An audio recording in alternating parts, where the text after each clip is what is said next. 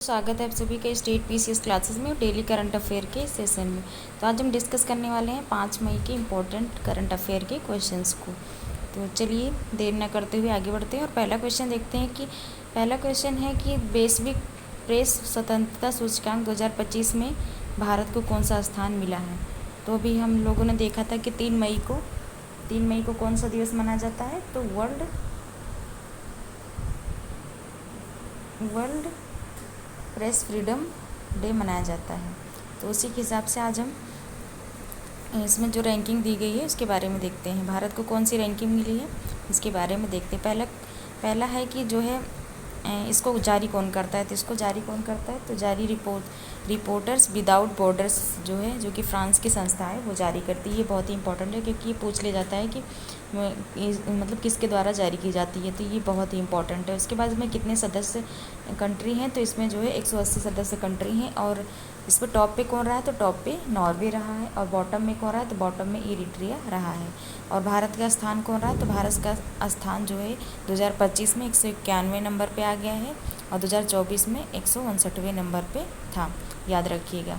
और इसमें कहा गया है कि भारत की जो मीडिया है वो संकट में है और गोदी मीडिया कहकर इसमें बताया गया है इस जो है रिपोर्ट में। और हमारे पड़ोसी देश जैसे कि पाकिस्तान और चाइना की क्या रैंकिंग है, तो पाकिस्तान की रैंकिंग 158वें नंबर पे है और चीन जो है 178वें नंबर पे है।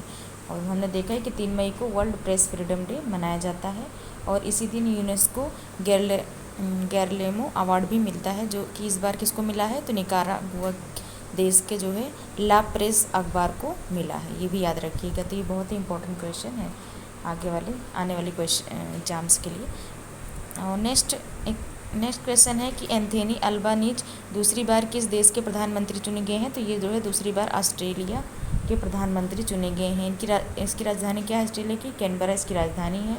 और अभी हाल ही में सिंगापुर के मतलब पीएम भी री इलेक्ट में दोबारा, ये कौन थे, तो लॉरेंस बोग थे, जो कि फिर से ये इलेक्ट हो गए हैं पीएम पद के लिए। तो ये भी याद रखिएगा। और एंथोनी अल्बनीज दूसरी बार कहाँ के प्रधानमंत्री बने हैं, तो ये ऑस्ट्रेलिया के बने हैं। अगला क्वेश्चन है कि भारत को हॉक आई 360 तकनीकी बेचने की मंजूरी किसने दी है, तो इसकी मंजूरी जो है यूएसए ने दी है। यह जो है देश की निगरानी क्षमता बढ़ाने के लिए पृथ्वी की निचली कक्षा में उपग्रह स्थापित करके और विमान जहाज़ पे यह नज़र रखेगा और उसमें से जो भी रेडियो फ्रिक्वेंसी निकलेगी उसको यह ट्रैक करने वाला है, ये याद रखिएगा। अब यूएसए के बारे में देखते हैं। तो यूएसए की राजधानी क्या है, तो वाशिंगटन इसकी राजधानी है। और आईएमएफ और वर्ल्ड बैंक का हेडक्वार्टर भी वाशिंगटन डीसी में है। और यूएसए कौन सी नदी के किनारे स्थित है, तो ये जो है पोटामेक नदी के किनारे स्थित है, ये भी याद रखिएगा। अगला क्वेश्चन देखते हैं। अगला क्वेश्चन है कि महिला क्रिकेट में ट्रांसजेंडरों पर किसने प्रतिबंध लगा दिया है, तो इसको जो है यूके ने, इंग्लैंड ने प्रतिबंध लगा दिया। क्यों लगा दिया, क्योंकि इसमें ये कहा गया है कि जो जन्म से पुरुष हैं, जैसे जन्म से क्या है पुरुष थे, उसके बाद वो महिला बन गए हैं, जो उनको जो है अलाउ नहीं किया जाएगा। और सुप्रीम कोर्ट ने कहा है कि महिला कैटेगरी जो जन्म से महिला हैं उन्हीं को इसमें शामिल किया जाएगा। तो इसमें ये कहा गया है कि जो जैसे कि पहले पुरुष थे, उसके बाद क्या हुए कि वो महिला में ट्रांसफॉर्म करवा लिए अपने आप को, तो वो इसमें शामिल नहीं होंगे। वो और ऐसे लोग किसमें शामिल हो सकेंगे, तो मिक्स कैटेगरी जो होती है, जो महिला पुरुष वाली, उसमें वो शामिल हो सकेंगे, लेकिन महिलाओं वाले में ये शामिल नहीं होंगे। अगला क्वेश्चन देखते हैं क्या है। अगला क्वेश्चन है कि प्रधानमंत्री नरेंद्र मोदी ने डीआरडीओ की नई मिसाइल परीक्षण रेंज नवदुर्गा की आधारशिला कहाँ रखी है, तो इसकी आधारशिला जो है आंध्र प्रदेश के कृष्णा जिला में रखी गई है। कौन सा स्थान है, तो नागथलंका जो है स्थान पर इसकी क्या बोलते हैं, डीआरडीओ नवदुर्गा नई मिसाइल का जो है परीक्षण करने के लिए आधारशिला रखी है।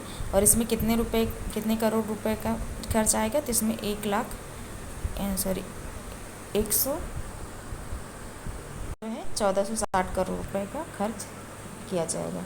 अगला क्वेश्चन देखते हैं। अगला क्वेश्चन है कि एडीबी की 58वीं नंबर की जो 58वीं नंबर की वार्षिक बैठक कहाँ पर प्रारंभ हुई है, तो ये जो है मिलान के इटली में प्रारंभ हुई है। और यहाँ पर हमारे तरफ से कौन जाएंगे, तो हमारे वित्त मंत्री कौन है, तो निर्मला सीतारमण जी हैं, वो इसमें भाग लेने वाली हैं।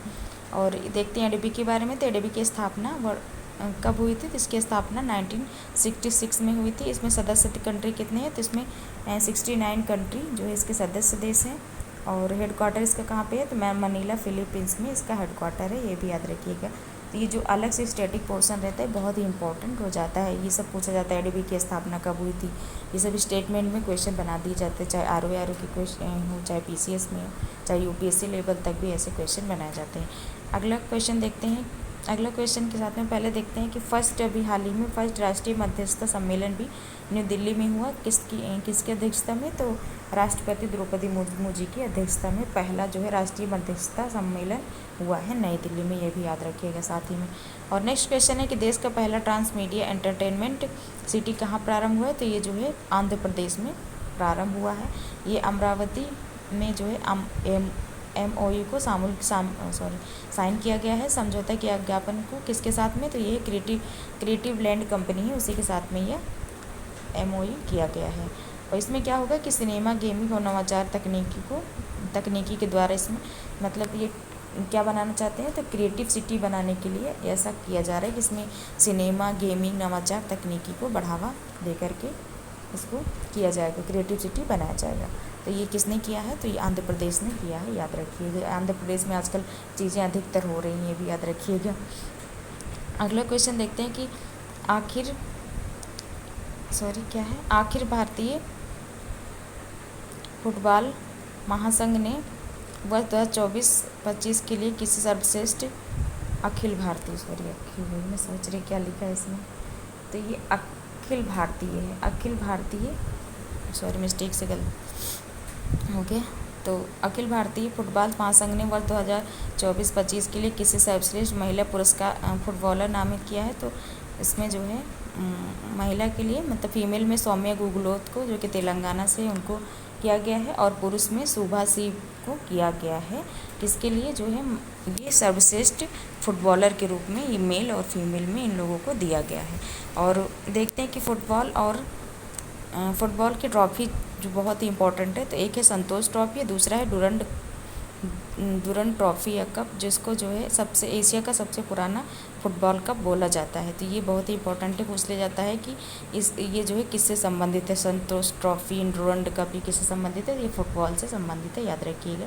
तो ये जो है अखिल भारतीय फुटबॉल महासंघ ने 2024-25 के लिए महिला को और पुरुष को ये नामित किया है फुटबॉलर के रूप में, याद रखिएगा। अगला क्वेश्चन देखते हैं कि केंद्रीय कृषि मंत्री शिवराज सिंह चौहान द्वारा लॉन्च भारत की पहली 2 जीनोम संपादित किस्मों DRR 100 कमला और मारुतेरी जो 1010 मतलब 1010 का संबंध किससे है? तो इसका संबंध हरा चावल सावा, जो कि हरा चावल होता है, उससे संबंध है। ये जो है जीनोम टेक्नोलॉजी से बनाया गया है, जिसमें कि क्या कहा जाता है कि खराब जीन को बाहर निकालकर और बेहतर गुण वाले जीन को प्रवेश कराकर जो क्रिस्पर तकनीकी होती है उससे यह बनाया जाता है। और इसमें क्या होगा कि इस चावल में पानी कम लगेगा, जिससे कि जल संरक्षण को बढ़ावा मिलेगा और साथ में इसकी पैदावार भी अधिक होगी। तो बहुत ही अच्छी है, क्योंकि देखते हैं कि धान में कितना ज़्यादा पानी लगता है। तो इसमें जो है ये किस किस्म में पानी जो है कम लगेगा, जिससे जल संरक्षण होगा। और आज का लास्ट क्वेश्चन है कि 2022 में पद्म श्री से सम्मानित योग साधक बाबा शिवानंद का 128 वर्ष की आयु में कहाँ निधन हुआ है? तो ये वाराणसी में इनका निधन हो गया है। 128 वर्ष के थे, और किसके थ्रू ये इतने वर्ष जी सके? तो ये जो है योगा के द्वारा जो है इतने वर्ष जी सके। इसीलिए कहते हैं हेल्दी लाइफ के लिए आपको योगा ज़रूर करना चाहिए। कम से कम जो है भले ही आप 20 मिनट ही निकालें, आधे घंटे निकालें, लेकिन इतना टाइम तो आपको देना ही चाहिए योगा वगैरह करने के लिए। तो इससे मेंटालिटी क्या बोलते हैं, आपकी मेंटल हेल्थ भी सही रहती है, आप अच्छे से पढ़ाई भी कर सकेंगे। तो ये देखिए इनकी क्या बोलते हैं पद्मश्री गेम को पुरस्कार भी से मतलब मिला था 2022 में, ये भी याद रखिएगा। तो इनका नाम क्या है? तो योग साधक बाबा शिवानंद। तो इनकी 128 वर्ष की उम्र में इनका निधन हुआ है। तो आज के सभी इम्पोर्टेंट क्वेश्चन रहे, और आप लोग ऐसे वीडियो को देखते रहिए और अपने पढ़ाई को आगे बढ़ाइए। और वीडियो देखने के लिए बहुत बहुत धन्यवाद। Thank you so much.